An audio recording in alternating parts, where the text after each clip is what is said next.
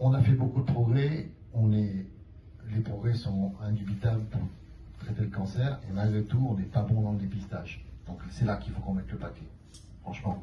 Et je crois que là, une des façons de le faire, c'est de travailler en équipe. Et ce que vous avez organisé aujourd'hui en est l'illustration. C'est un travail d'équipe. Voilà.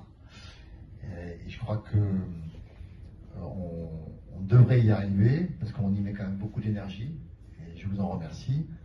Mais après, il y a des éléments qu'on ne peut pas contrôler, c'est-à-dire que le cancer, ça illustre la diversité biologique, et on est face à la diversité humaine, hein, et la diversité sociale aussi, et culturelle.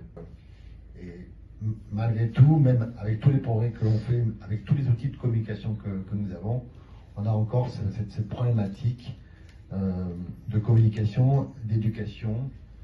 Donc on a un rôle éducatif. Donc je pense que ce qu'il faut essayer de retenir aujourd'hui, c'est nous sommes tous, à notre niveau, puisque impliqués, des ambassadeurs, je crois que tu l'as dit tout à l'heure, d'un message effectivement où il faut pousser sur ce dépistage.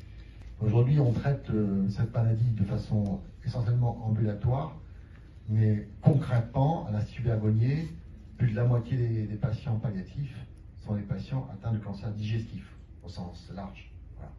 Et les cancers digestifs, ça reste des cancers pour lesquels il faut qu'on fasse des progrès. Le cancer colorectal, on est capable de le dépister. Donc c'est dommage de passer à côté. Donc, je crois que ce message-là, il faut qu'on le renforce. Et puis, vous avez tout très bien dit tout à l'heure, aller vers les patients. Donc là, je vais parler un peu de l'Institut Bergonié.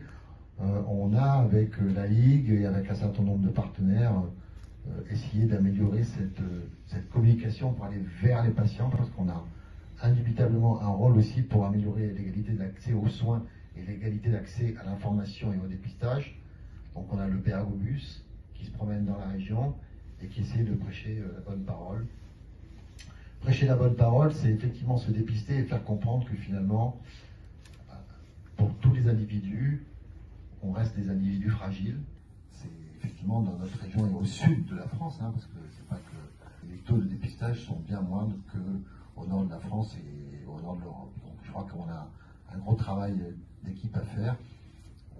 On a la chance aussi d'avoir des centres qui ont une capacité à proposer des traitements innovants, que ce soit le CHU de Bordeaux ou le centre de lutte contre le cancer et tous les centres avec qui on travaille, vous l'avez dit tout à l'heure. Mais si on veut franchir et améliorer les résultats, qui sont encore des résultats qui sont sérieux, puisque tu l'as dit tout à l'heure, il y a encore 17 000 décès par an de cancers colorectaux.